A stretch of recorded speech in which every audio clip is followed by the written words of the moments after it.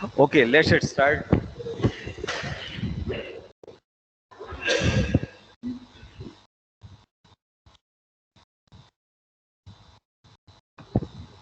अच्छा जनाब, तो स्टार्ट करते हैं। आज लेक्चर नंबर 13 का आगाज़ करते हैं। 13 से मुराद सीक्वेंस में 13, वरना तो शायद ये काउंट के हिसाब से हम काफ़ी पीछे हैं। एनीवे, तो let's start the Z transform. आज हम लोग स्टार्ट करने जा रहे हैं जी ट्रांसफॉर्म, और ये थोड़ा सा इसकी तमहीद बना दूँ क्या है जी ट्रांसफॉर्म। याद कीजिए कि हम लोगों ने जब फोरियर ट्रांसफॉर्म कैलकुलेट किया था सीटी सिग्नल्स के लिए, तो साथ में ये भी कहा था कि हर सिग्नल का फोरियर ट्रांसफॉर्म एग्जिस्ट नहीं करता। उसकी कुछ कंडीशंस हम लोगों ने कही थी, जिसमें डिरिचलेट कंडीशंस थी कि वो number of maxima minimum finite होना चाहिए तो फोरियर ट्रांसफॉर्म निकलेगा। लेकिन पता है, लैप्लास ट्रांसफॉर्म हर सिग्नल का एग्जिस्ट करता है, चाहे उसके लिए ये जो कंडीशन थी वो फुलफिल होती हो या ना होती हो। बिल्कुल ऐसे ही था जब हम लोगों ने DTFT कैलकुलेट करने की जब हम बात कर रहे थे, तो हमने उस वक्त ये भी कहा था कि उसके लिए भी हर सिग्नल का DTFT एग्जिस्ट नहीं करता। और याद कीजिए कि हम लोगों ने कहा था कि जिसका इनफाइनाइट कंपोनेंट जो है फाइनाइट होगा तो उसका जी ट्रांसफॉर्म DTFT एग्जिस्ट करेगा। लेकिन उसका काउंटर पार्ट ये है जी ट्रांसफॉर्म, जिसका जो है तो DT सिग्नल्स के लिए, लेकिन ये हर सिग्नल का एग्जिस्ट करता है। और ये बिल्कुल DTFT का, डिस्क्रीट टाइम फोरियर ट्रांसफॉर्म का सुपर फॉर्म है। तो जी ट्रांसफॉर्म में ये जो जी है, लफ्ज ये जो वर्ड जी है, जी स्टैंड्स फॉर, मेरे नाम की निस्बत से जीशान नहीं है, ये एक कॉम्प्लेक्स नंबर को रिप्रेजेंट करता है। जेड का मतलब है एक कॉम्प्लेक्स फ्रीक्वेंसी। तो DTFT में डिस्क्रीट टाइम फोरियर ट्रांसफॉर्म में हम लोग कॉम्प्लेक्स फ्रीक्वेंसी पर कन्वर्ज करवाते थे टाइम डोमेन सिग्नल को, और यहाँ पर हमारे पास नहीं, माफ करना, गलत कह गया। DTFT में हम लोग इमेजनरी फ्रीक्वेंसी पर कन्वर्ज करवा रहे थे ओनली। यहाँ पर हमारे पास रियल और इमेजनरी दोनों फ्रीक्वेंसीज होंगी, सिर्फ इतना फर्क है। आइए बिस्मिल्लाह करते हैं, आगाज करते हैं आज की बात का जी ट्रांसफॉर्म है क्या। तो जी ट्रांसफॉर्म की डेफिनेशन और थोड़ा सा इसका इंट्रोडक्शन वो ये कि for some CT signals and systems, I mean system response, the Fourier transform में नॉट एग्जिस्ट। जैसे मैंने अभी कहा कि हर सिग्नल का, हर फंक्शन का फोरियर ट्रांसफॉर्म एग्जिस्ट नहीं करता। सिमिलरली बिल्कुल इसी तरह DT सिग्नल्स के लिए हर सिग्नल का DTFT भी एग्जिस्ट नहीं करता,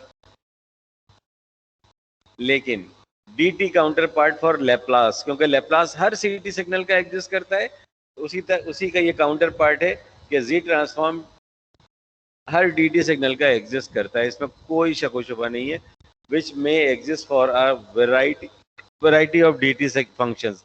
ऐसे DT फंक्शंस जिनका DTFT ना निकल रहा हो, ना एग्जिस्ट करता हो, उनकी इनफाइनाइट कंपोनेंट जो है वो फाइनाइट ना हो, उसका भी जी ट्रांसफॉर्म जरूर निकलेगा, और बहुत खुशी खुशी। ओके, लैप्लास ट्रांसफॉर्म अभी पिछले सेमेस्टर आप लोगों ने मैथ्स में पढ़ा है, और वो फार्मूला होता था ये कि फॉर एग्जांपल टाइम डोमेन में सिग्नल होता है एक्स ऑफ टी, उसका जब लैप्लास कैलकुलेट करते हैं तो वो कहलाता है एक्स ऑफ एस। एस यहाँ पर कॉम्प्लेक्स फ्रीक्वेंसी होती है, तो फंक्शन एक्स ऑफ टी को हम लोग मल्टीप्लाई करते हैं s e raise to the power minus s t d t से, और फिर उसको इंटीग्रेट करते हैं ओवर दी पीरियड। बिल्कुल ऐसे ही जी ट्रांसफॉर्म भी है, वो बस फर्क ये है कि वो DT सिग्नल्स के लिए होता है। तो क्या होगा उसमें, जाहिर है ये जो इंटीग्रल साइन है ये एग्जिस्ट नहीं करेगा, इंटीग्रल के बजाय समेशन आ जाएगा, एक्स ऑफ टी के बजाय एक्स ऑफ एन आ जाएगा। तो बिल्कुल इसका फार्मूला देखिए जी ट्रांसफॉर्म का, इसी को समझिए कि यूनिट बाय यूनिट, यानी इंटीग्रल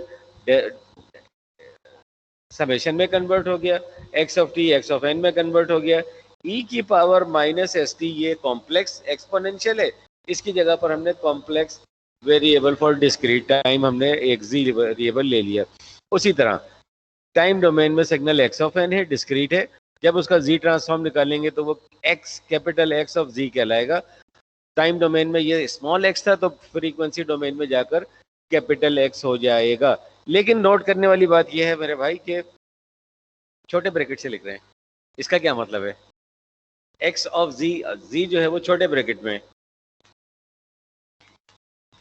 सी टी का टाइम तो नहीं कंटिन्यूअस होगा, सी टी का मतलब तो टाइम डोमेन में। तो फ्रीक्वेंसी डोमेन में जो स्पेक्ट्रम आएगा वो कंटिन्यूअस होगा, बिल्कुल उसी तरह जैसे डीटी सिग्नल का जब हम डीटीएफटी निकालते थे तो वो कंटिन्यूअस आता था। ये और बात है को कम वक्त पीरियोडिक भी होता था साथ साथ, ये पीरियोडिक नहीं होगा लेकिन कंटिन्यूअस होगा। स्पेक्ट्रम ये देखिए छोटे ब्रैकेट से हम लोग लिख रहे हैं, जो लोग घर पर हैं, ये छोटे ब्रैकेट से लिखने का मतलब है कि फ्रीक्वेंसी डोमेन में सिग्नल का स्पेक्ट्रम कंटिन्यूअस होगा। ये फार्मूला हमारा जी ट्रांसफॉर्म का सिंपल सा फार्मूला है।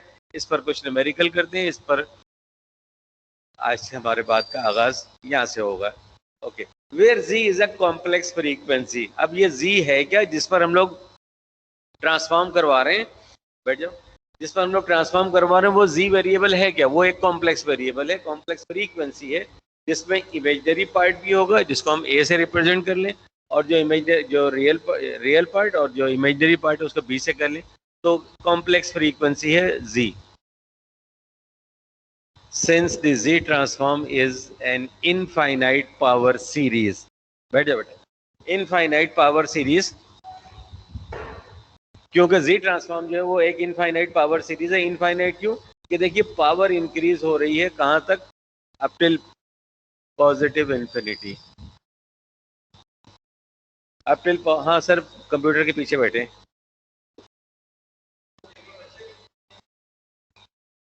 टाइम पर खुद नहीं आते हो फिर सर को कहते हो सर नहीं नजर आ रहे। अच्छा बेकार की बात नहीं। तो इनफाइनाइट ज्योमेट्रिक सीरीज है तो याद करते हैं थोड़ा सा, हम लोगों ने फर्स्ट ईयर की मैथ्स में हम लोगों ने एक चैप्टर पढ़ा था सीक्वेंस एंड सीरीज का, उसमें 3 तरह की सीरीज हम लोगों ने सीक्वेंसेस पढ़ी थी और सीरीज, हार्मोनिक, ज्योमेट्रिक और एरिथमेटिक। ये जो सीरीज बन रही है क्योंकि इसमें पावर इन्वॉल्व है, और देखिए पावर कहाँ? Up till infinity. तो इनफाइनाइट ज्योमेट्रिक, क्या बेटा बंद कर दो ये सब अभी, हाँ बंद कर दो अभी,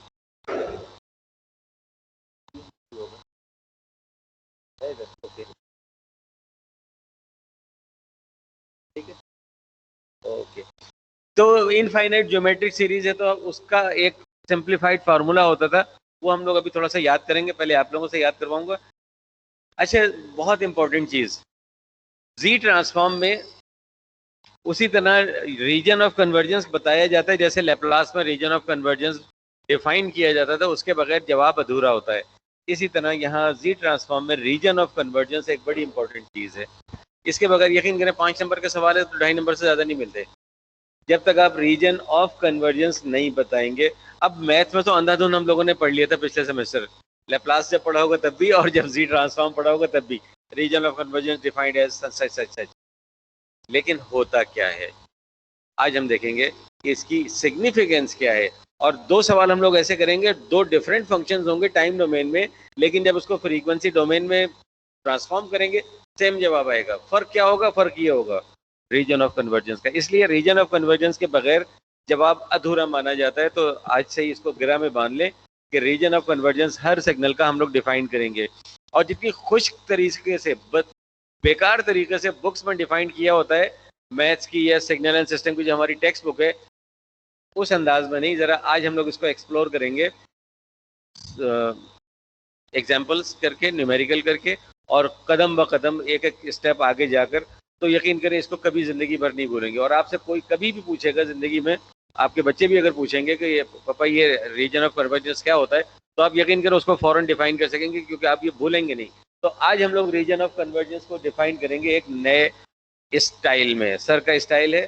तो पहले तो ये होता क्या है, मैथ्स में क्या पढ़ा था भूल जाइए, एक छोटी सी डेफिनेशन, आधी लाइन की डेफिनेशन, वो ये है, द रीजन ऑफ कन्वर्जेंस यानी ROC किसी फंक्शन का, ये हमने क्योंकि एक कैपिटल एक्स ऑफ जी यानी जब उसका स्पेक्ट्रम निकाल लें, वो डिफाइन होता है इस तरह, छोटी सी डेफिनेशन है, this set of all values of Z for which X of Z यानी स्पेक्ट्रम कन्वर्ट होने के बाद it attains a finite value, Z की वो तमाम वैल्यूज का सेट, भले माइनस इन्फिनिटी से 0 से लेकर प्लस इन्फिनिटी तक सारी वैल्यूज का सेट हो, वो कहलाएगा रीजन ऑफ कन्वर्जेंस। लेकिन कोई एक आध वैल्यू उसमें ऐसी होगी जिस पर यूं कहिए कि कदम रखते ही हो फंक्शन में वो वैल्यू डालते ही फंक्शन इनफाइनाइट हो जाएगा। अभी एग्जांपल से करेंगे हम लोग। तो उन तमाम वैल्यूज का सेट जिस पर फंक्शन की वैल्यू फाइनाइट रहे उसको हम कहते हैं ROC, रीजन ऑफ कन्वर्जेंस।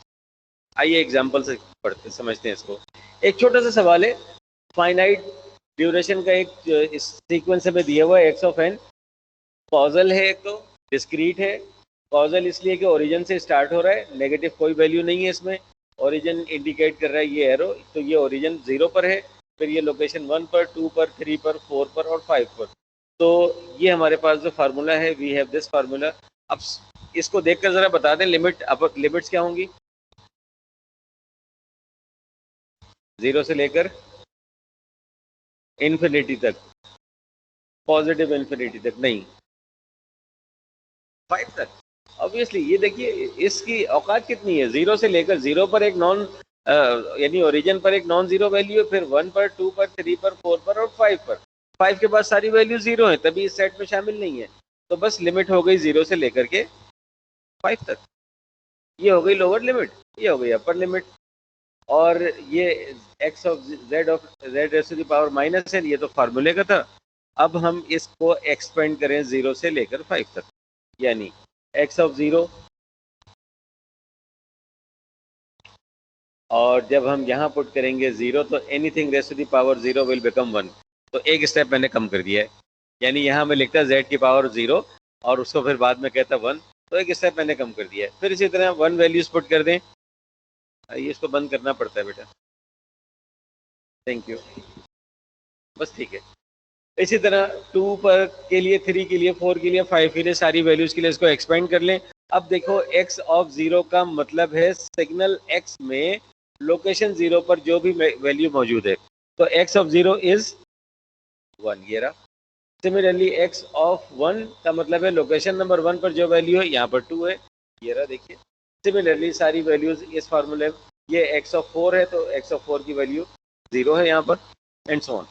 बस अब इसको सिंप्लीफाई कर रहे हैं, 1 इंटू 1 2 दफ़ा मल्टीप्लाइड है, ब्रैकेट ब्रैकेट हटा दें, क्या 0 से मल्टीप्लाई हो रहा है तो उसको लिखने की जरूरत नहीं है, इसको सिंप्लीफाई कर लें, ये हमारा आंसर है। लेकिन ये आंसर अधूरा है, अभी इसमें आरओसी हम लोगों ने नहीं इंक्लूड किया जवाब में।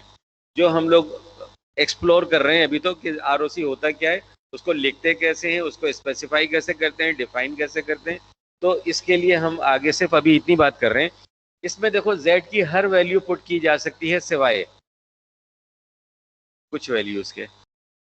जरा इस सीक्वेंस को देखें, x ऑफ z को, ये जो बॉक्स के अंदर है, इसमें z की हर वैल्यू हम पुट कर सकते हैं सिवाय 0 पे। एग्जैक्टली सिवाय 0 क्यों? इसलिए कि इसका मतलब है 2 ओवर z, इसका मतलब है 5 ओवर z स्क्वायर, यानी डिनोमिनेटर में z, और z की वैल्यू अगर डिनोमिनेटर में 0 हो जाए तो इन्फिनिटी हो जाता है, और फंक्शन को हमने इन्फिनिटी होने से बचाना है। तो z की वो तमाम वैल्यूज जायज़ हैं जो 0 ना हो, यानी ये except z is equal to 0, 0 के अलावा बाकी तमाम z की वैल्यूज जायज़ हैं।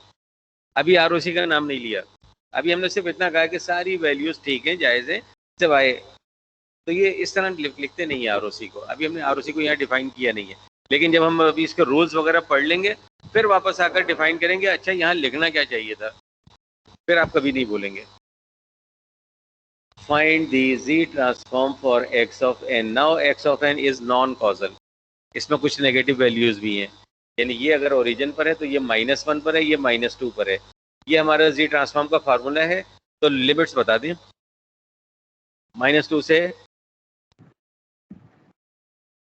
3 तक, +3 तक, yes.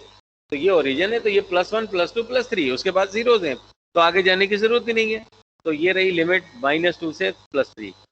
X of N, function का जो नाम हो अल्लाह के वास्ते फार्मूले में वही नाम लिखा करें। होता ये फार्मूले में वाई ऑफ एन दिया हुआ, लिख रहे होते हैं एक्स का फार्मूला, तो ऐसे नहीं चलेगा बच्चे।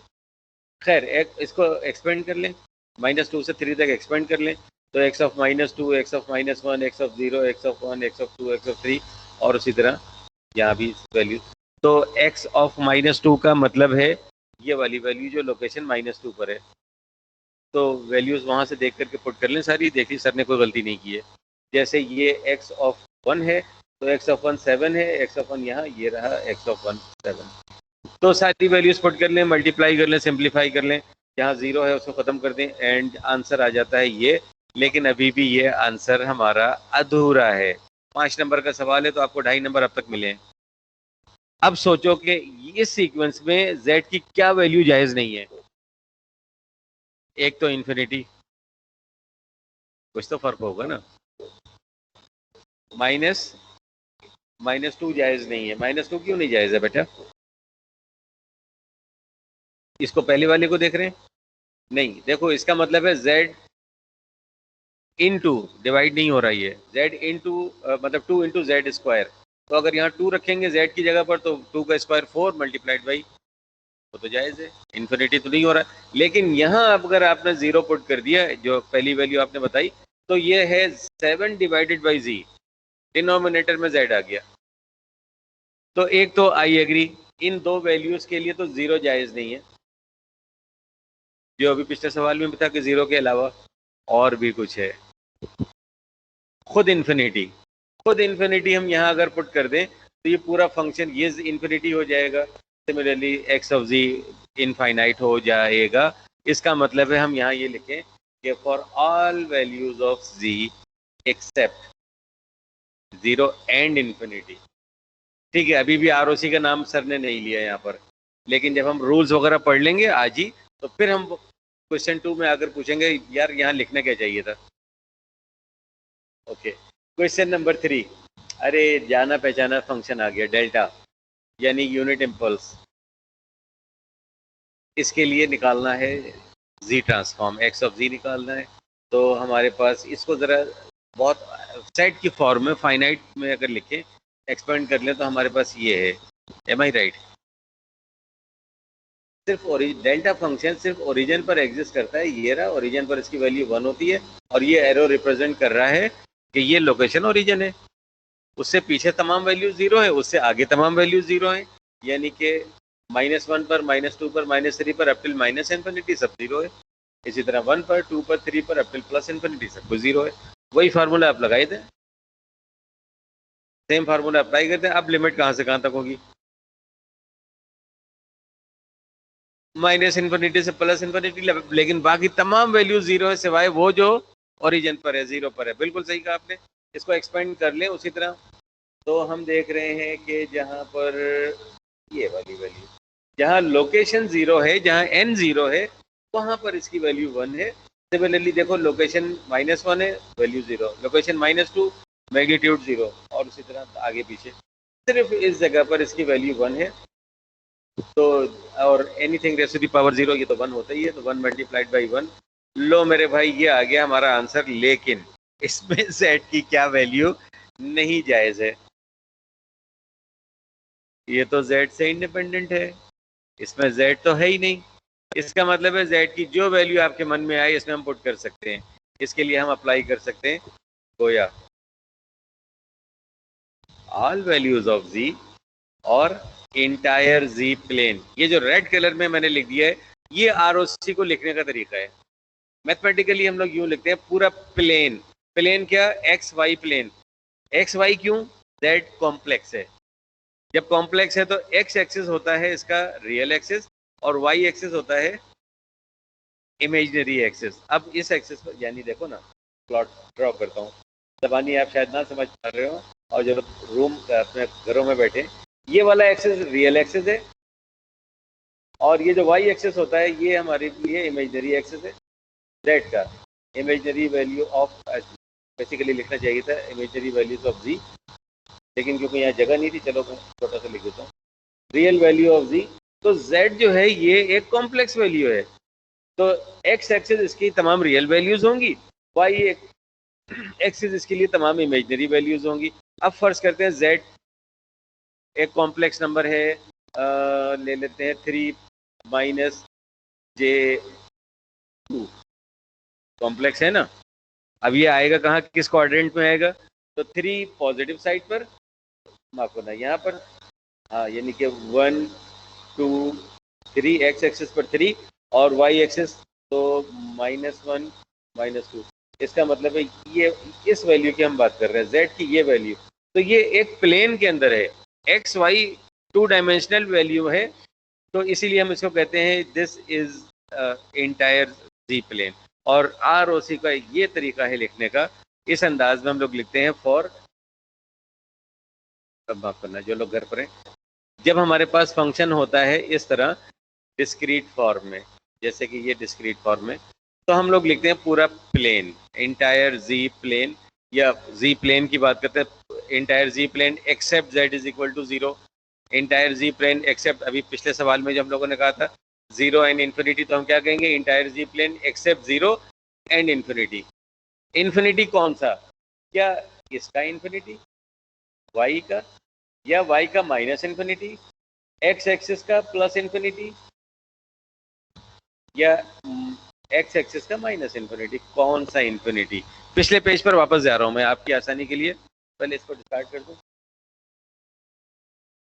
पिछले पेज पर वापस जाते हैं, तो हम लोगों ने कहा था for all values of z except z is equal to 0 and z is equal to infinity, है ना। इसमें इन दो वैल्यूज के लिए 0 जायज नहीं है, इन दो वैल्यूज के लिए इन्फिनिटी जायज नहीं है। इसको अगर हम लोग लिखना चाहें तो हम लोग कहेंगे entire z plane, all values नहीं कहेंगे, entire z plane except 0 and infinity. तो वो तमाम, अच्छा आप बात हो रही थी plus infinity minus infinity, y axis का प्लस इन्फिनिटी या वाई एक्सिस का माइनस इन्फिनिटी। तो जब हम प्लेन की बात करते हैं ना, तो डिस्टेंस हम लोग लेते हैं ओरिजिन से इन्फिनिटी। अब ओरिजिन से इन्फिनिटी मैं यहाँ ड्रॉ करने जा रहा हूँ, ओरिजिन से, चलो फॉर एग्जांपल जरा कंटेन रखने के लिए ये इन्फिनिटी वैल्यू है, तो इन्फिनिटी पर यहाँ से लेकर इन्फिनिटी तक अगर एक पूरा सर्किल बना दिया जाए, which is not a very good circle, मुझसे अच्छा ड्रा हुआ नहीं है, तो क्या होगा, ये भी इन्फिनिटी है, फिर यहाँ से यहाँ तक ये भी इन्फिनिटी है, पूरा सर्किल का रेडियस हर जगह सेम होता है, तो ये सब इन्फिनिटी है। तो प्लेन में जो z की वैल्यू होगी वो एक सर्किल को रिप्रेजेंट कर रही होगी। अभी हम लोगों ने रूल्स पढ़े नहीं है, लेकिन एक कदम आगे जाकर मैंने अर्ज कर दिया आपसे कि कौन सा इन्फिनिटी, तो चाहे प्लस इन्फिनिटी हो वाई एक्सिस का, चाहे वाई एक्सिस का माइनस इन्फिनिटी हो, चाहे एक्स एक्सिस का प्लस इन्फिनिटी हो, चाहे वाई एक्सिस का प्लस इन्फिनिटी हो, चाहे इस किसी क्वाड्रेंट के अंदर हो, तो तमाम वैल्यूज ऑफ z जो है वो इन्फिनिटी से लेस होंगी। अच्छा, जल्दी से वहीं आते हैं। तो आर को लिखने का बेहतर तरीका जो है, मैथमेटिकल तरीका है, टेक्निकल तरीका है, वो ये कि हम प्लेन की बात करते हैं। एक और सवाल, डेल्टा n-1 मल्टीप्लाइड बाई 2, इसके लिए निकालना है जी ट्रांसफॉर्म, क्योंकि ये y ऑफ z है, तो हम y ऑफ n है, तो हमसे y ऑफ z का आ गया, जी ट्रांसफॉर्म निकालना है। अब ये कहाँ पर एग्जिस्ट करता है, प्लस 2 पर या माइनस 2 पर, डेल्टा ऑफ n,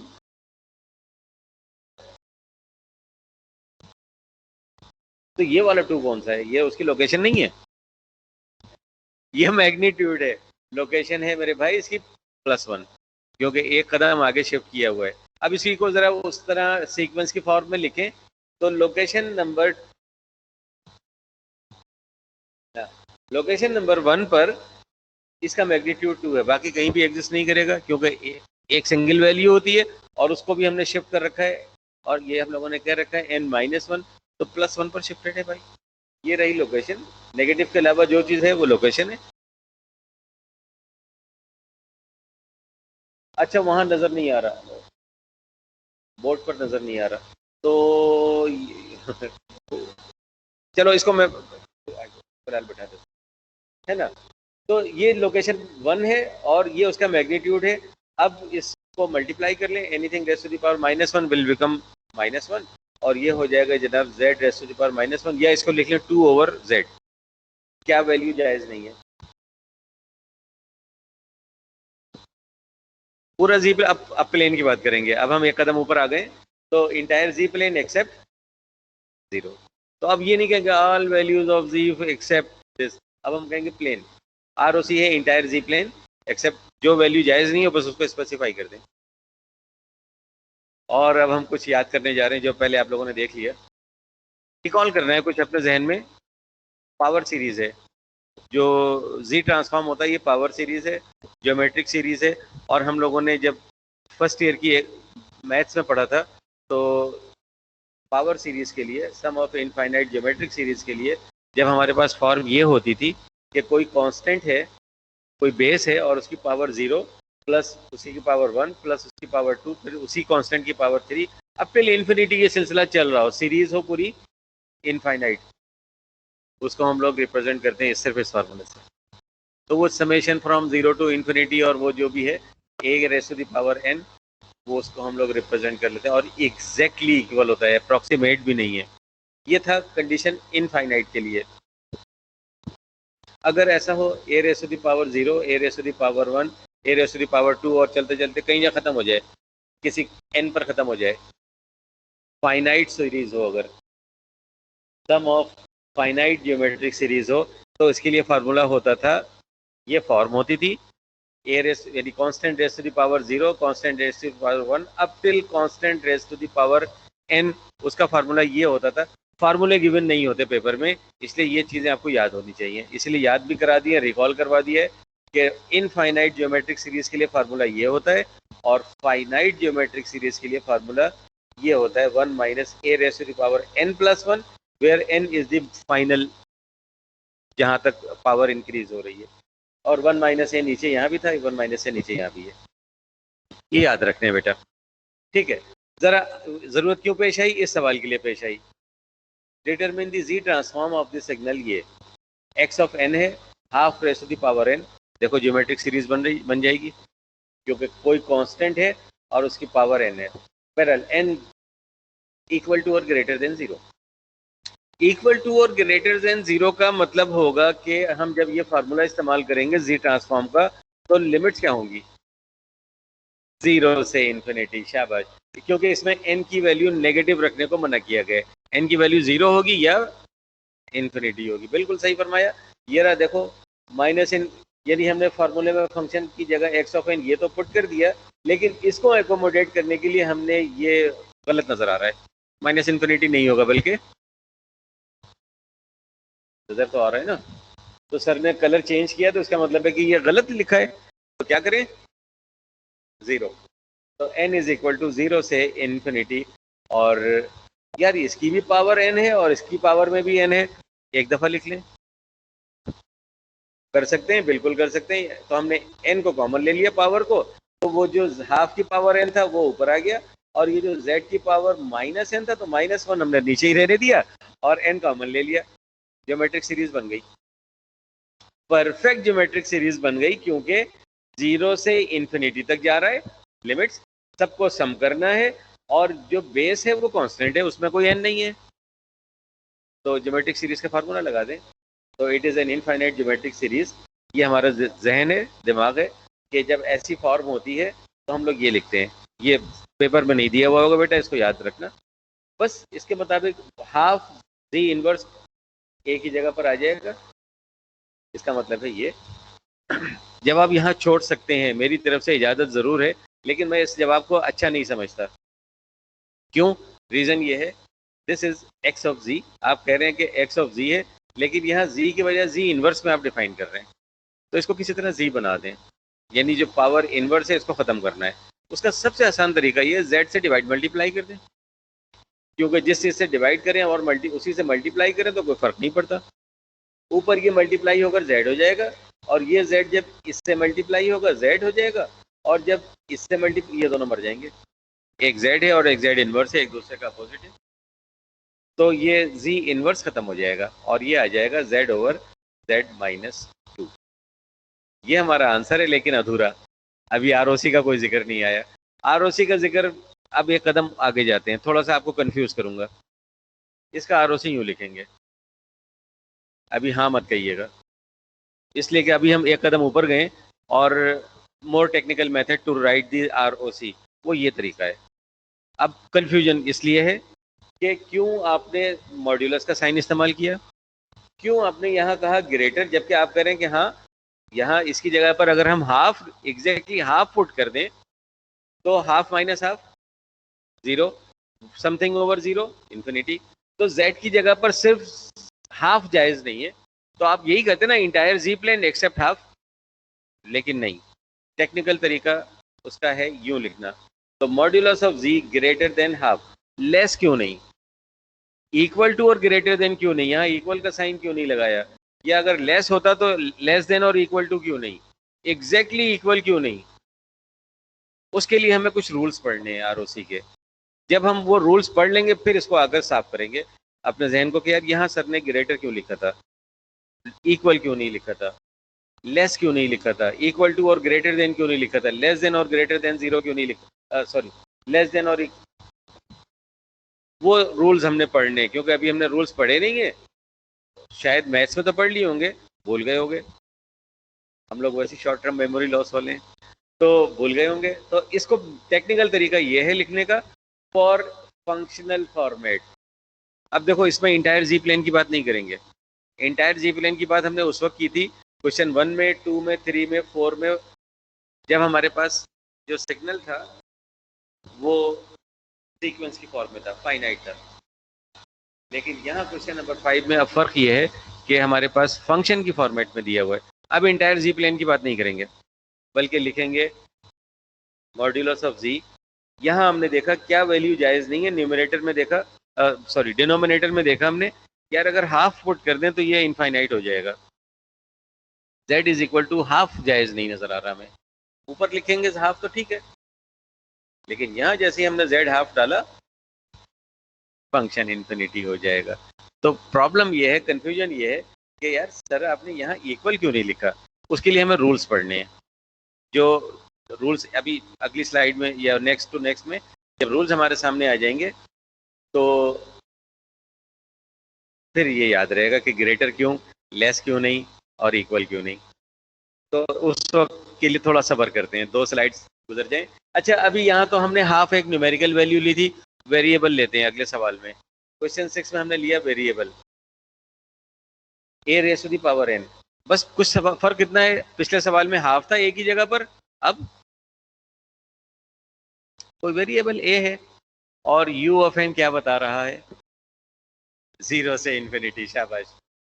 तो ये जो हमारा फार्मूला है इसकी लिमिट्स आपने पहले ही बता दी, 0 से लेकर इन्फिनिटी तक, बिल्कुल सही फरमाया। इसलिए u ऑफ n स्टार्ट ही ओरिजिन से होता है। तो 0 से लेकर infinity a raise to the power n, और अब u ऑफ n लिखने की ज़रूरत नहीं है क्योंकि हमने इक्वेशन लिमिट में उसको इंक्लूड कर लिया। बस कुछ नहीं, पावर n जो है वो कॉमन निकाल लें, उसी तरह कॉमन निकाल ली और पावर सीरीज बन गई, ज्योमेट्रिक सीरीज बन गई, परफेक्ट ज्योमेट्रिक 0 से इन्फिनिटी तक जा रही है। तो वही ये वाली फॉर्म है, तो 1/1 माइनस ए, तो small a into ji inverse ये इस a की जगह पर आ जाएगा, इससे रिप्रेजेंट कर लें इसको। z इनवर्स की फॉर्म में ना छोड़ें तो अच्छा है, इसको z बना लें, z से डिवाइड मल्टीप्लाई कर दें, ये आपका आंसर आ गया अधूरा। ROC जब तक डिफाइन नहीं करेंगे तब तक जब आपके मार्क्स अधूरे मिल रहे हैं आपको। तो 5 नंबर का सवाल है तो यहाँ तक हमें 2.5 नंबर मिले हैं। ROC को इसके लिए अच्छा फंक्शन की फॉर्मेट में है तो अब जी प्लेन की बात नहीं करेंगे बल्कि लिखेंगे इसका ROC यूं। अब पिछले सवाल में भी ग्रेटर था, यहाँ भी ग्रेटर ही है क्योंकि a कोई वैल्यू है, a कोई भी वैल्यू हो सकती है, लेस देन 0 भी हो सकती है, लेस देन 1 भी हो सकती है, ग्रेटर देन 1 भी हो सकती है। तो हमने ये देखना है कि a से ग्रेटर क्यों लिखा है सर ने, लेस क्यों नहीं लिखा है, इक्वल क्यों नहीं लिखा है। जब पे आप इस फार्मूले में देख रहे हैं कि अगर z की जगह पर a एग्जैक्टली a लिखा जाए, पुट कर दिया जाए तो ये फंक्शन इनफाइनाइट हो जाएगा। देखो ना डिनोमिनेटर में क्या है, z माइनस a। अब z की जगह जरा a पुट कर दीजिए, अब इन्फिनिटी हो जाएगा। तो सर यहाँ इक्वल क्यों का निशान क्यों नहीं लगा रहे हैं, इसलिए कि हमने रूल्स नहीं पढ़े ROC के। ROC के कुछ उसूल हैं तो हमारी बुक में 11 उसूल, उसमें से हमारे काम के 6 हैं। तो अच्छा फिर ये मॉड्यूलस की बात क्यों कर रहे हैं, इसका भी थोड़ी देर के लिए इंतज़ार करते हैं, वो हमारे सामने आएगा अगली स्लाइड में जो रूल्स हैं। लेकिन मैं उससे पहले आप सबसे बात कहूँगा कि ये जो हमारा आंसर आ रहा है इस सीक्वेंस को x of n a raise to the power n u1 और इसका जो स्पेक्ट्रम आया है z over z minus a, इसको ज़रा अपने कॉपी पर लिख लो, मेरे सामने ज़रा लिख लो इसको, क्योंकि अगला सवाल जो हम लोग करने जा रहे हैं उसमें भी आंसर यही आएगा z over z minus a, लेकिन वो सिग्नल डिफरेंट होगा। तो ज़रा लिख लो ताकि मुझे पिछली स्लाइड पर जाना नहीं पड़ेगा, इस स्लाइड पर वापस नहीं आना पड़ेगा। तो सिग्नल है हमारा x of n is equal to a raise to the power n un और उसका स्पेक्ट्रम ये आ रहा है, जो बॉक्स में सिर्फ इतना लिख लो, ROC मत लिखना अभी। तो x of z is z over z minus a। सबने लिख लिया यकीनन? जो लोग घर पर हैं उनसे भी रिक्वेस्ट है, चाय पी रहे हो तो ज़रा इसको लिख लो, a raise to the power n u of n, और ये उसका ट्रांसफॉर्म है z over z minus a। आते हैं देखिए क्वेश्चन नंबर 7 पर। क्वेश्चन नंबर 7 है, डिफरेंट फंक्शन है, minus a raise to the power n u of minus n minus 1। यकीनन पिछला वाला फंक्शन नहीं है, मैंने इसीलिए लिखवा दिया था। पिछला वाला फंक्शन था a raise to the power n u of n। अब फंक्शन है minus a raise to the power n u of minus n minus 1। ओहो, माइनस n माइनस 1 का मतलब पता नहीं लिमिट्स में क्या होगा। फार्मूला बहरहाल हमारे पास ये है। अब लिमिट पहले आप लोग बताएंगे। Minus infinity two plus 1। Okay, एक जवाब शायद सही हो। u ऑफ माइनस 1 से माइनस इन्फिनिटी से माइनस 1। अच्छा, आपने कहा था माइनस इन्फिनिटी से प्लस 1, आपने कहा माइनस इन्फिनिटी से माइनस 1। चेक कर लेते हैं, कंफ्यूजन ना रहे ना। पहले तो फार्मूले में डाल दें। फार्मूले में minus a raise to the power n u of minus n minus 1, उसी तरह हमने फार्मूले में उतार दिया। लेकिन अब हमें इसको हटाना है तो हमें ज़ाहिर है लिमिट चेंज करनी पड़ेगी। माइनस साइन बाहर भी ले जा सकते हैं, अभी मत ले जाइए, मेरा मशवरा यही है। तो ज़रा चेक करते हैं कि यार ये लिमिट कहाँ से कहाँ तक फंक्शन को ले जाएगी। तो u ऑफ n तो हमें पता है कि u ऑफ n ये होता है, ओरिजिन से स्टार्ट होता है और इन्फिनिटी तक चल रहा होता है। तमाम वैल्यूज़ 1 होती हैं, 1 लिखा नहीं है मैंने, तमाम वैल्यूज़ 1 है और ये इन्फिनिटी तक जाएगी। Is it u of n?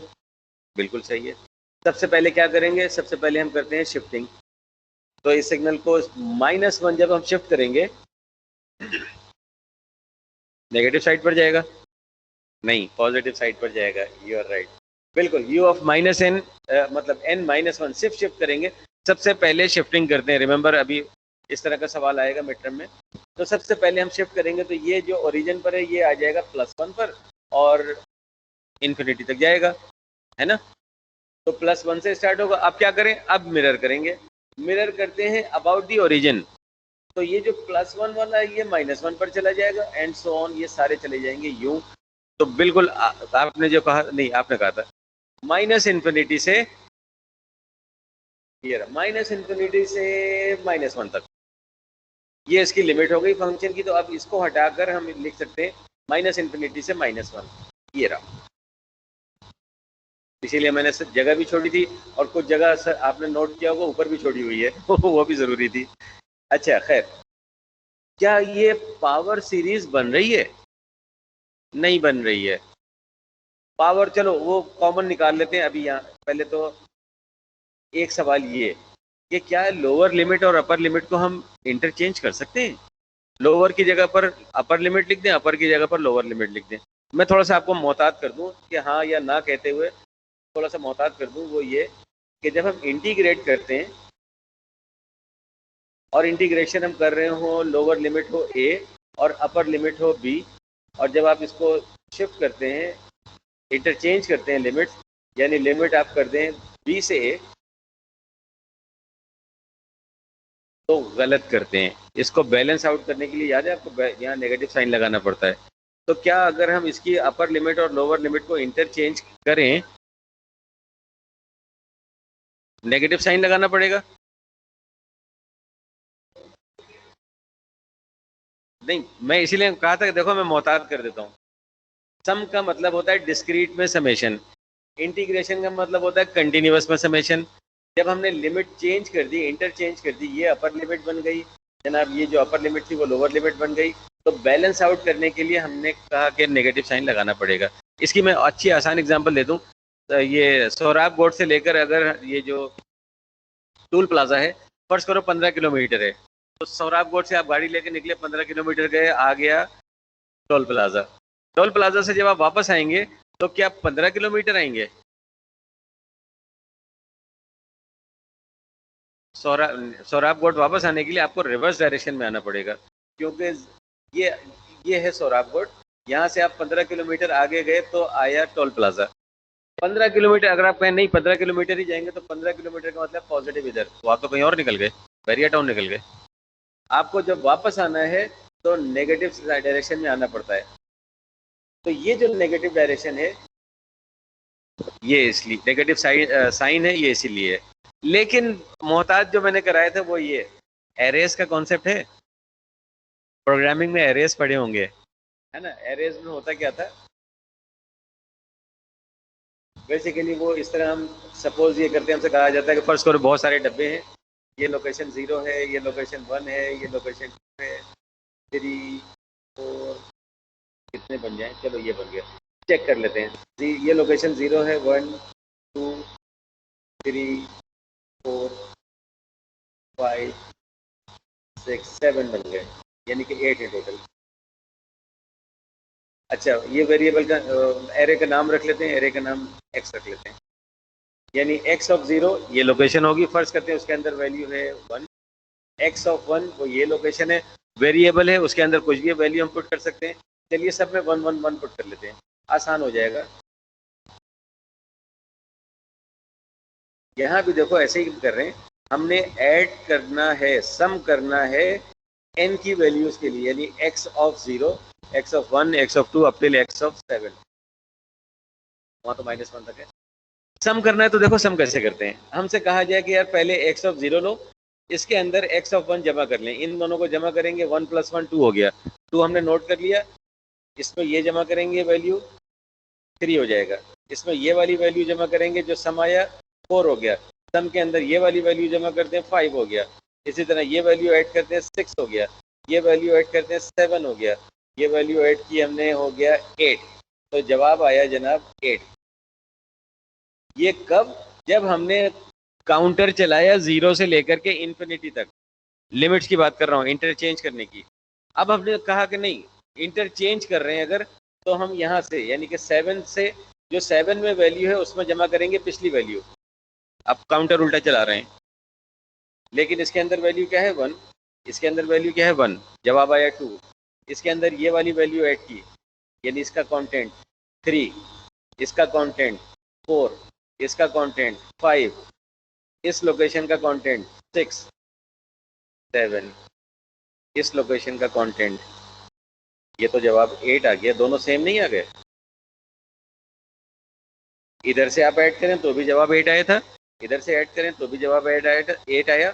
इसका मतलब है अगर आप इंटरचेंज कर दें अपर लिमिट और लोअर लिमिट डिस्क्रीट समेशन की तो कोई फर्क नहीं पड़ता। काउंटर में अगर आप यहाँ से चलाएं 0 से लेकर के 7 तक तो भी जवाब आ रहा है, ये एरेस के कॉन्सेप्ट की बात कर रहा हूँ। 7 से कम करते हुए 0 तक आए, सबको ऐड करें तो भी जवाब 8 आ रहा है। तो सब कंटिन्यूअस में फर्क पड़ता था, नेगेटिव साइन लगाना पड़ता था। वही सौराब गोट वाली एग्जांपल लें, वहाँ नेगेटिव लगाना पड़ता है कि सौराब गोट से जा रहे हैं टोल प्लाजा तो प्लस, और वहाँ से वापस आ रहे हैं तो माइनस, डिस्प्लेसमेंट रिवर्स हो गया। लेकिन डिस्क्रीट में ऐसा नहीं होता, you can freely change the upper limit to the lower limit. तो ऐसा करते हैं, कचरा खत्म करते हैं, तो ऐसा करते हैं जनाब, अपर लिमिट और लोअर लिमिट को हम इंटरचेंज कर दें। यहाँ तक आ गए थे, चेंज कर दें, तो -1 हम नीचे ले आए, माइनस इन्फिनिटी ऊपर ले गए। थोड़ा सा आसरा हुआ, आसरा ये हुआ कि अपर लिमिट इन्फिनिटी नजर आ रही है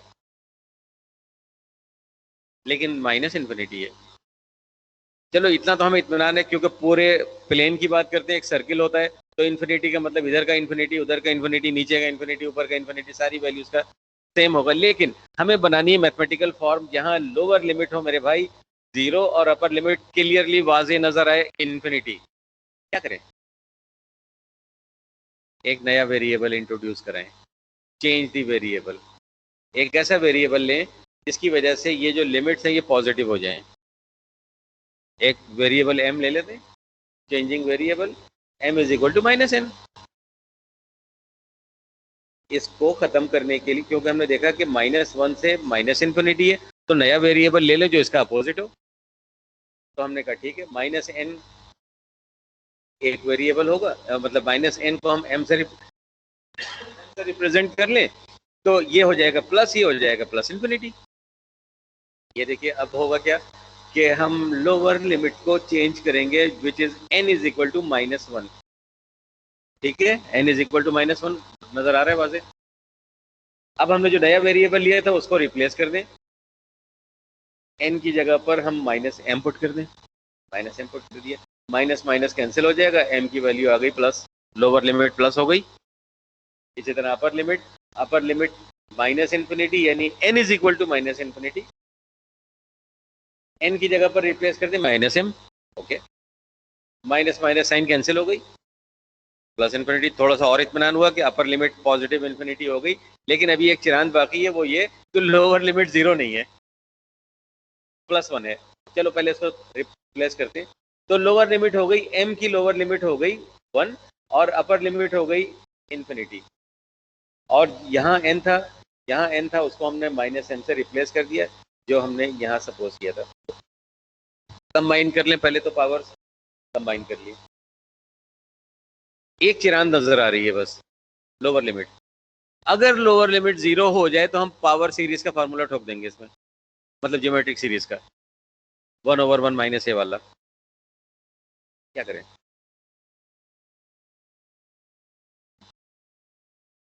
ये वो टेक्निकल चीज है जो बुक में डिफाइन नहीं की है कमबख्त ने, बस स्टेप लिखा, कुछ नहीं बताया कि ये कहाँ से आ रहा है।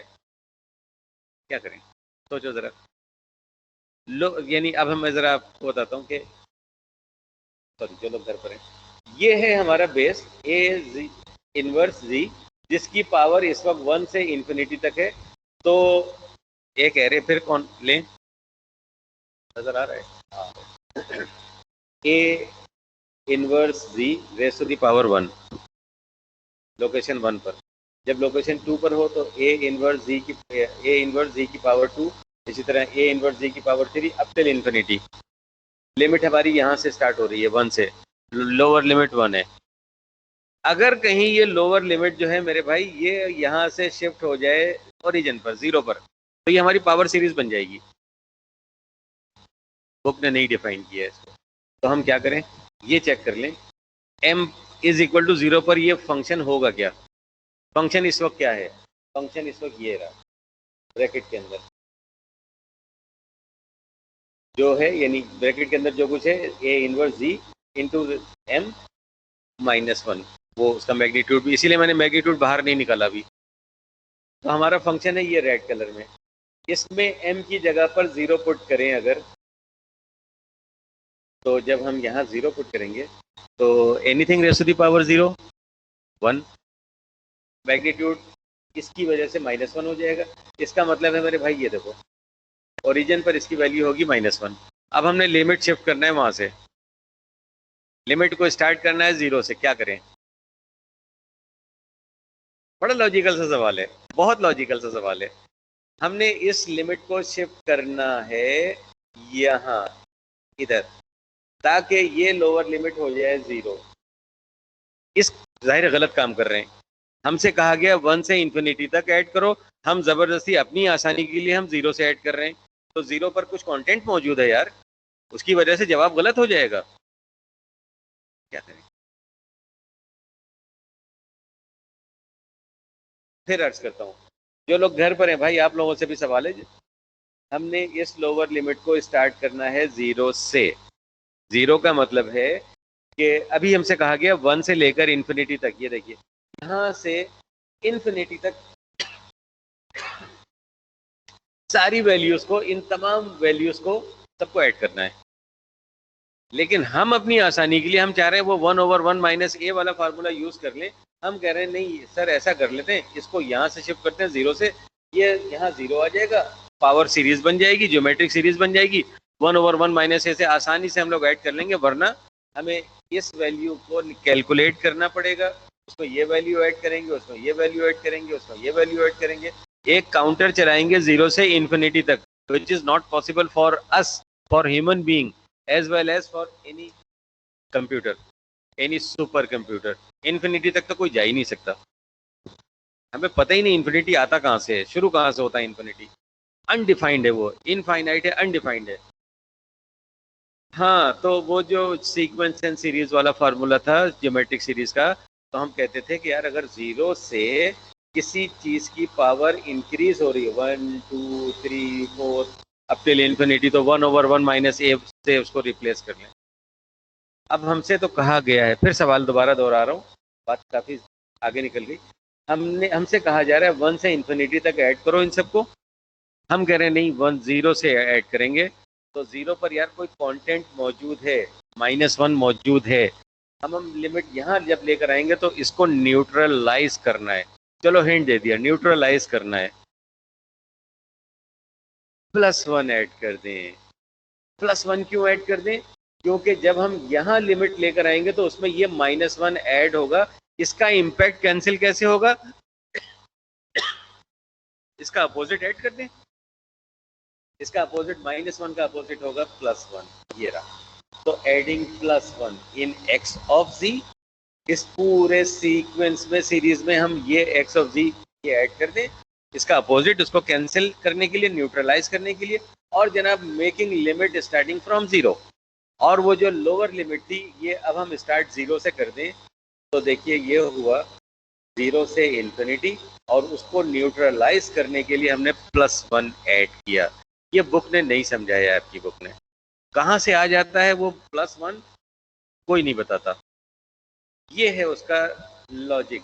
ये लिमिट अभी यहाँ से है, और इसको अगर हम 0 बना लें तो गोया हम लिमिट को शिफ्ट करेंगे यहाँ, लेकिन यहाँ कोई कंटेंट मौजूद है। तो चलो आप 0 से स्टार्ट कर लो, लेकिन उसको न्यूट्रलाइज भी तो करो भाई। तो न्यूट्रलाइज हमने किया, ये उसका अपोजिट हमने, ये जो -1 आया था ओरिजिन पर 0 पर, उसको न्यूट्रलाइज कर दिया अपोजिट साइन के साथ। न्यूट्रलाइज हो गया। अब हमारे लिए क्या आसानी हो गई, पावर सीरीज बन गई, ज्योमेट्रिक सीरीज बन गई है। नाउ दिस हैज बिकम, इस पार्ट को देखें, ये बन गया exactly geometric series. Geometric series का फार्मूला ठोक दें इसके ऊपर फौरन, ये आ गया। सॉरी, अभी हमने क्या किया, इसको हम ले गए इधर कर दिया, ये माइनस साइन बाहर निकालिए जरा अब प्रॉपर अंदाज में। नेगेटिव साइन जरूर गैर जरूरी था, बाहर निकाल दिया। तो जब ये नेगेटिव हो गया तो नेगेटिव से स्टार्ट करना इक्वेशन अच्छा नहीं लगता, तो वो प्लस को हम इधर ले गए।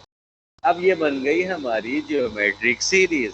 फार्मूला ठोक दीजिए फौरन, वो अपनी जगह 1/1 - a, वो जो कांस्टेंट था। एलसीएम लेंगे, एलसीएम लेना पड़ेगा इसके वजह से। एलसीएम ले लेंगे तो ये 1 - a इनवर्स ये ऊपर आ जाएगा, और -1 से +1 ये कैंसिल हो जाएगा, और सिंप्लीफाइड फॉर्म में हमारे पास बचेगा ए इनवर्स से डिवाइड मल्टीप्लाई करेंगे ऑब्वियसली। तो सिंपल, अब जरा नोट करो कि यही जवाब आया था पिछले सवाल में, z/z - a, जबकि फंक्शन डिफरेंट था। आरओसी की अभी बाद में बात करते हैं, पहले तो नोट करते हैं कि यही आंसर था क्वेश्चन 6 में। It is the same answer जो इस फंक्शन के लिए आया था। और अभी हमने क्वेश्चन 7 में जो फंक्शन लिया है वो है -a⁻n into u of -n-1। उसका भी सेम आंसर। तो फर्क क्या है? फर्क यहाँ है, हाँ यहाँ लेस लगा हुआ है। तो ग्रेटर होगा तो इसका मतलब है वो वाला फंक्शन जो पिछले सवाल का था। लेस होगा तो इसका मतलब है ये वाला function, -a⁻n into u of -n-1। दो डिफरेंट फंक्शन और सेम आंसर। फर्क कहाँ है? आरओसी में। अच्छा, इसमें आरओसी हमने लिखा है लेस लिखा है, modulus of z less than a। देखो यहाँ अगर a पुट करोगे z की जगह पर तो a-a इन्फिनिटी हो जाएगा, बिल्कुल उसी तरह। और ये इन्फिनिटी बनने नहीं देना होता है, हम कोशिश करते हैं, अवॉइड करते हैं कि हमारा फंक्शन इनफाइनाइट ना होने पाए। तो एग्जैक्टली z की जगह पर जब हम a पुट करेंगे तो हमारा फंक्शन इन्फिनिटी हो जाएगा। तो सर यहाँ आप लेस क्यों कह रहे हैं, फिर इक्वल क्यों नहीं कह रहे?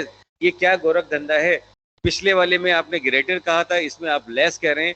तो उसका रीजन है ये, रूल्स हमने नहीं पढ़े अभी आरओसी के। और ये 6 रूल्स पढ़ने के बाद इंशाल्लाह कभी जिंदगी भर नहीं भूलेंगे। मास्टर्स भी करेंगे, पीएचडी भी करेंगे, आप आरओसी नहीं भूल पाएंगे कभी भी जी ट्रांसफॉर्म के लिए। पहला उसूल, आरओसी किसी भी फंक्शन का जब स्पेक्ट्रम निकाल लिया जाए तो वो एक सर्किल बनेगा जिसका सेंटर ओरिजिन होगा। अब सर सर्किल कहाँ से आ गया? तो सर्किल इसलिए आ गया कि जी क्या है? कॉम्प्लेक्स है। उसमें x axis real, y axis imaginary. तो दोनों को जब कंबाइन करेंगे मैग्नीट्यूड निकालेंगे सर्किल बनेगा। देखिए पॉइंटर इस्तेमाल करना पड़ता है जिसको मैं बहुत अवॉइड करने की कोशिश करता हूँ। Real part, imagery part. ROC of x of z, जिस फंक्शन का ट्रांसफॉर्म निकाला है उसका ROC एक सर्किल होगा, z प्लेन में होगा, XY प्लेन होगा ऑब्वियसली, और उसका सर्किल जो होगा वो ओरिजिन होगा। तो एक सर्किल बनाते हैं जिसका सेंटर ओरिजिन हो। देखिए इस पॉइंट को लेते हैं जरा, फर्ज करते हैं कि ये इसका शेडो आता है 3 पर और इसका ये शेडो y एक्सिस पर जाता है 2 पर, वही तो इसका मतलब है 3 + j2। एम आई राइट? इस पॉइंट के कोऑर्डिनेट्स हो गए क्योंकि रियल वैल्यू 3 है और प्लस वैल्यू जो है इमेजरी वैल्यू, तो ये है 3 + j2। तो मेरे भाई ओरिजिन से जरा इसका रेडियस तो बता दें, रेडियस कैसे निकालते हैं? सिंपल, इस हाँ वो जो क्या पाइथागोरस थ्योरम, रियल वैल्यू है 3, इमेजरी वैल्यू है 2, तो 3 का स्क्वायर प्लस 2 का स्क्वायर, 3 का स्क्वायर 2 का स्क्वायर का ऐड करने के बाद स्क्वायर रूट, ये वैल्यू आ जाएगी आर की। अब इसके लिए जब हम निकालेंगे इसका मैग्नीट्यूड यानी कि इसका रेडियस, वो आएगा 5 आएगा। 3 का स्क्वायर 13 √13, आई एम सॉरी, वो तो 4 और 3 और 4 होता तो 5 आता, √13 ओके, ये इसका रेडियस हो गया। अब यही सेम वैल्यू रेडियस की यहाँ भी होगी क्योंकि सर्किल है, यही सेम वैल्यू यहाँ भी होगी क्योंकि सर्किल है, यही सेम वैल्यू यहाँ भी होगी, यहाँ भी होगी, यहाँ भी होगी। तो इस रेडियस के लिए √13 के लिए चाहे वैल्यू ये हो यानी √13 minus √13 plus √13 plus j√13 minus √13, या यहाँ पर इधर इस सर्किल के ऊपर कहीं भी कोई भी वैल्यू लें तो √13 होगी, तो सर्किल नहीं बना। तो ये एक सर्किल होता है ROC और उसका सेंटर हमेशा ओरिजिन होता है, पहला उसूल। दूसरा उसूल बहुत आसान है, ROC के अंदर कोई पोल नहीं होता। पोल का मतलब ये नहीं खंबा नहीं, पोल का मतलब है इस ROC रीजन ऑफ कन्वर्जेंस में कोई भी एक सिंगल वैल्यू ऐसी नहीं होती जिस पर फंक्शन इन्फिनिटी हो जाए। क्वेश्चन नंबर 1 में हम लोगों ने कहा था entire z plane except z = 0। इसका मतलब है z = 0 जो है वो लोकेशन इस सर्किल के अंदर नहीं होनी चाहिए। अगर ROC इस सर्किल के अंदर का एरिया है तो उसमें 0 नहीं होना चाहिए, उससे बाहर होना चाहिए। तो ROC does not contain any pole. Pole वो वैल्यू होती है जिस पर फंक्शन 0 हो रहा होता है और डिनोमिनेटर से मिलता है। तो जरा देखो इसमें पोल क्या है, z = a। z की जगह अगर हमने a पुट कर दिया तो ये फंक्शन इन्फिनिटी हो जाएगा, ये पोल कहलाएगा इस फंक्शन का। क्वेश्चन नंबर 1 में 0 पोल था, क्वेश्चन नंबर 2 में 0 और इन्फिनिटी पोल थे, क्वेश्चन नंबर 4 में हाफ पोल था, 4 में 5 में जिसमें वो 1/2 था। तो पोल की जगह पर यानी वहां आ रहा था z - हाफ। तो पोल वो वैल्यू होती है जहां फंक्शन इन्फिनिटी हो जाता है और ये ROC के अंदर नहीं होना चाहिए। बहुत आसान सा उसूल है। तीसरा उसूल, अगर फंक्शन फाइनाइट ड्यूरेशन का हो, जो हमारा क्वेश्चन नंबर 1 था, क्वेश्चन नंबर 2 था, क्वेश्चन नंबर 3 था और क्वेश्चन नंबर 4 भी था। 4 हमारे पास जो हमने आज सवाल किए हैं उसमें हमारे पास, जल्दी से खत्म करते हैं, उसमें हमारे पास फंक्शन फाइनाइट ड्यूरेशन के होते थे। तो फाइनाइट ड्यूरेशन का हो तो x of n is of finite duration, खत्म करते, वो एरो नजर नहीं आता असल में। अगर x of n finite duration का हो तो ROC इंटायर z, ये लफ्ज हमने इस्तेमाल किया था क्वेश्चन 3 में, इधर क्वेश्चन 3 में हमने ये लफ्ज इस्तेमाल किया था इंटायर z प्लेन। उसी तरह लिखते हैं फाइनाइट ड्यूरेशन का जब सिग्नल होता है तो हम लोग z प्लेन का लफ्ज इस्तेमाल करते हैं। और देखो except possibly z = 0 and slash और z is equal to infinity. हम कहते हैं पूरा जी प्लेन जायज है सिवाय इन दो वैल्यूज के या इस एक वैल्यू को। क्वेश्चन नंबर 1 में सिर्फ जीरो कहा था, एक्सेप्ट जीरो। क्वेश्चन नंबर 2 में हमने कहा था जीरो और इन्फिनिटी। तो हम लोग इंटायर जी प्लेन का लफ्ज हमने क्यों इस्तेमाल किया था, वो रूल्स की वजह से। रूल्स कहते हैं कि फाइनाइट ड्यूरेशन का सिग्नल हो अगर, तो आप कहेंगे entire z plane except these values. अब सबसे अहम चीज, वो क्यों ग्रेटर क्यों लेस, वो उसकी बात करते हैं। If x of n is a right sided sequence. Right sided sequence का मतलब है कहीं से भी सिग्नल स्टार्ट हो लेकिन उसकी अपर लिमिट प्लस इन्फिनिटी हो। राइट साइड पर जा रहा हो, आपका राइट साइड, मेरा राइट रिवर्स है, कहीं से भी स्टार्ट हो, -10 से स्टार्ट हो, -इन्फिनिटी से स्टार्ट हो, लेकिन उसकी अपर लिमिट जो है वो प्लस इन्फिनिटी हो, वो सिग्नल कहलाएगा राइट साइडेड सीक्वेंस। ये जैसे नहीं, ये तो लेफ्ट साइडेड है क्योंकि -इन्फिनिटी से -1 तक आ रहा था। राइट साइडेड होगा, फर्स्ट करो ओरिजिन से इन्फिनिटी तक, तो ये उसका पोल है। Modulus of z is equal to r naught. R naught का मतलब होता है जो पोल की वैल्यू हो, जिसका सर्किल बनेगा ओरिजिन पर, इज इन दी आरओसी। फालतू बकवास के बजाय सर ने उसको बिल्कुल अलग कर दिया, एक्सटीरियर ऑफ द सर्किल। अगर हम टाइम डोमेन में देखें, सिग्नल जो है वो राइट साइडेड है, कहीं से स्टार्ट होता है और इन्फिनिटी तक जाता है।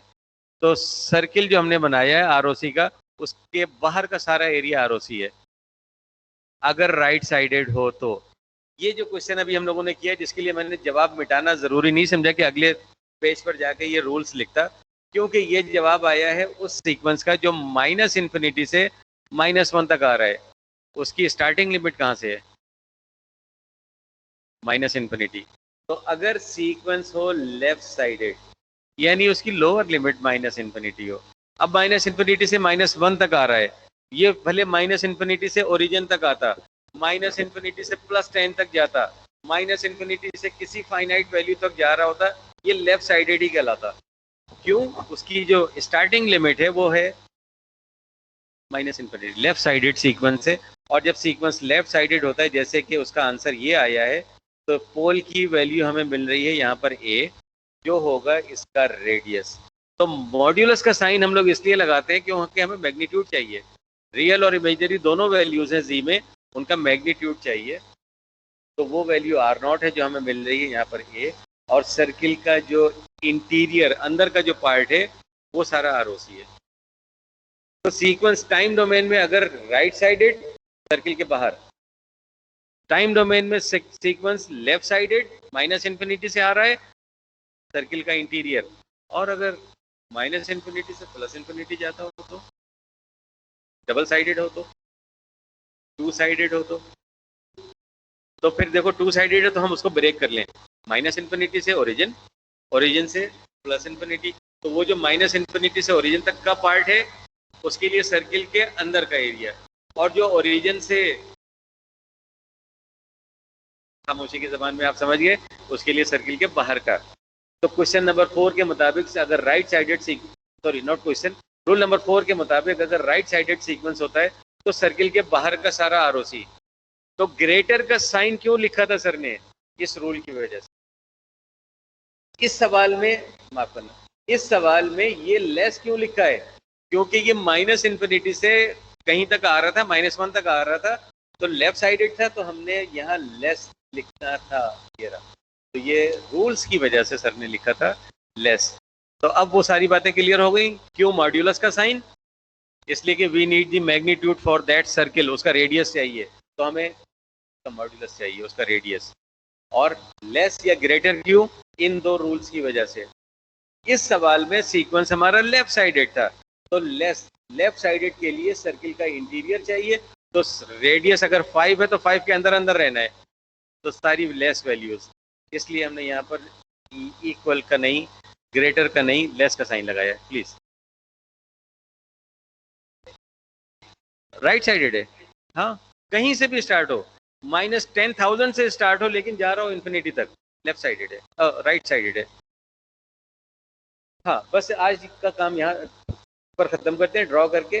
तो आरओसी को हम लोग कहते हैं ड्रॉ करके बताएं। ये क्वेश्चन जब होता है तो हम लोग यही कहते हैं, मैं और सर तला हसन, कि यार ये जो आरओसी आ रहा है तो डिफाइन करो और उसको प्लॉट भी करो। तो प्लॉट करते हैं कैसे, z जो है वो कॉम्प्लेक्स है, तो रियल वैल्यू x एक्सिस पर इस तरह, ये देखिए z रियल, ये z इमेजनरी, तो रियल पार्ट a ये रहा x एक्सिस पर, आई मीन जहां भी इसका शेडो पड़ता हो, ये अगर पॉइंट है तो इसका शेडो जो पड़ेगा ये a होगा, और इसका शेडो जो y एक्सिस पर इमेजनरी एक्सिस पर पड़ेगा वो b होगा। तो a रियल एक्सिस पर, j का मतलब है इमेजनरी वैल्यू, तो ये सर्किल बनेगा एक ऐसा सर्किल जिसका सेंटर होगा ओरिजिन, और इस वक्त हमने जो ड्रॉ किया हुआ है उसका रेडियस 1 है। ये जो यूनिट सर्किल होता है ना, ये बड़ी काम की चीज होती है जी ट्रांसफॉर्म में, जो पूरे सिस्टम की एक एक चीज बता देता है। सिस्टम कॉजल है कि नहीं, एंटी कॉजल है कि नॉन कॉजल है, स्टेबल है कि नहीं, सारी कट्टा बट्टा ये यूनिट सर्किल खोल देता है। तो यहाँ से बात का आगाज करेंगे अगली क्लास में, आज की बात यही छोड़ते हैं। टाइम हो गया, ऑलमोस्ट 5 मिनट रह गए। तो जाहिर, अच्छा मिड टर्म के लिए मैं बता दूं बेटा, जो सब लोग घर पर भी हैं और जो मेरी क्लास में इस वक्त हैं, तो मिड टर्म में हम लोग ये सब तो नहीं दे रहे जो हम लोगों ने इतना सारा पढ़ डाला है। मिड टर्म में आ रहा है बेटा लेक्चर नंबर 1 से लेकर के dt कॉन्वोल्यूशन तक, तो माफ करना, हाँ dt कॉन्वोल्यूशन तक, कोरिलेशन तक, dt कोरिलेशन तक। पहले मैं जरा रिकॉर्डिंग बंद कर दूं क्योंकि फिर वो